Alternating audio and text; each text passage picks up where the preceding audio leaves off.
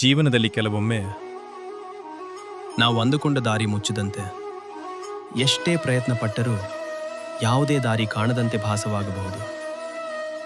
ಪ್ರತಿ ಹೆಜ್ಜೆಯಲ್ಲೂ ಸೋಲು ಎದುರಾದಾಗ ನನ್ನ ಪ್ರಯತ್ನಕ್ಕೆ ಬೆಲೆಯೇ ಇಲ್ಲವೇ ಎಂಬ ಧೋರಣೆ ಮನಸ್ಸಿನಲ್ಲಿ ಮೂಡುತ್ತದೆ.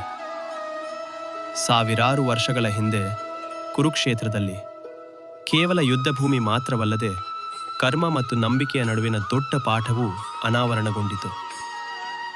ಯುದ್ಧ ಆರಂಭವಾಗುವ ಮುನ್ನ ಅರ್ಜುನನನ್ನು ಎದುರಾಳಿ ಸೈನ್ಯದಲ್ಲಿ ತನ್ನ ಗುರುಗಳು, ಬಂಧುಗಳು ಹಾಗೂ ಸ್ನೇಹಿತರನ್ನೇ ಕಂಡು ಕೈಯಲ್ಲಿರುವ ಬಿಲ್ಲನ್ನು ಕೆಳಗಿಟ್ಟು ಅಲಗಿಟ್ಟು ಕಣ್ಣೀರಿಟ್ಟನು.